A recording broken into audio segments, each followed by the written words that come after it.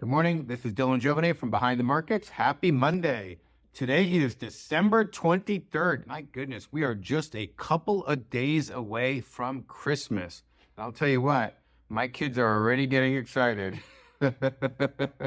So when I was growing up, the mayor of New York, early mayor, Ed Koch, used to walk around and always say, "How am I doing?" And you guys are from New York, or you might even remember that because it's turned into a cultural meme and it was really funny.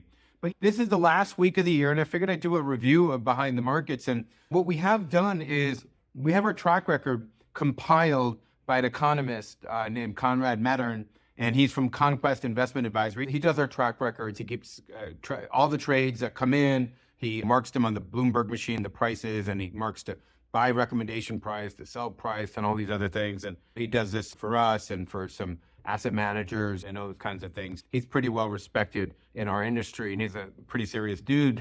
And anyway, so I was looking at his latest update, which I think is going to be the last for the year because I don't imagine selling anything else this last week of the year. I don't have anything on my agenda, but it is subject to change with the few days that we have left, the few trading days. But so far, we have a 51.99% average gain on all closed trades. Not bad. I wish we would have got to 52.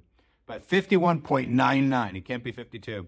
But that is far above our 36.39% average gain from 2018 to 2023. Again, that's due to the market that we have found ourselves in. We entered the year with quite a lot of stocks in our portfolio, which is something that I tend not to like to do.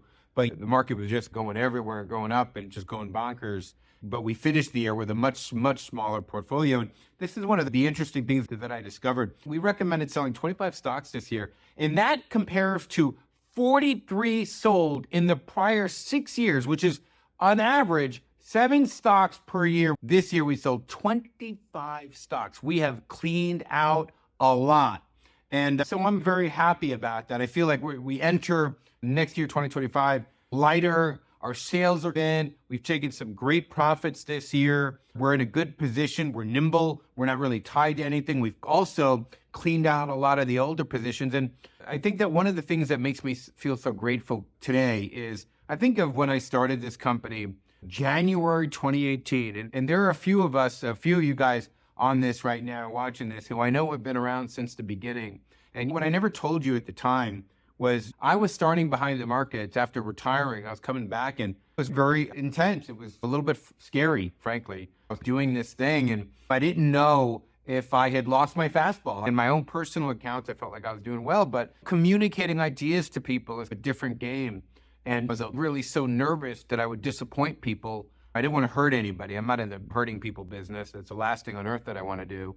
And the folks who were here from the very, very beginning, I really appreciate you sticking around because I remember I came out in 2018 and our first year was great. Our average profit was 86%. It was just crazy. But then our second year was pretty bad. It's the only year that we show a net loss in our closed positions, down 12.96%. It was like everything went against us. And it was really difficult. I thought to myself, my goodness, did I lose my fastball? I got lucky. Was that beginner's luck? Was that kind of rookie luck? But it turns out it wasn't. Turns out that we have averaged around a 40% gain on all years that we've been here on all closed trades, which is not bad, really. And almost a 52% gain this year on all closed trades. That is just not bad. That's pretty darn good. I put that up against most anybody. All right, best move I made this year. I'm going to do the best move and the dumbest move. Best move I made this year. Meta, I think, was the easiest money that I made in a long time, that I've recommended in a long time. When we first recommended this a couple years back, it had collapsed from like 500 to 300, and I started licking my chops. And then we recommended it again when it broke down below 100. Boy, that was a great day.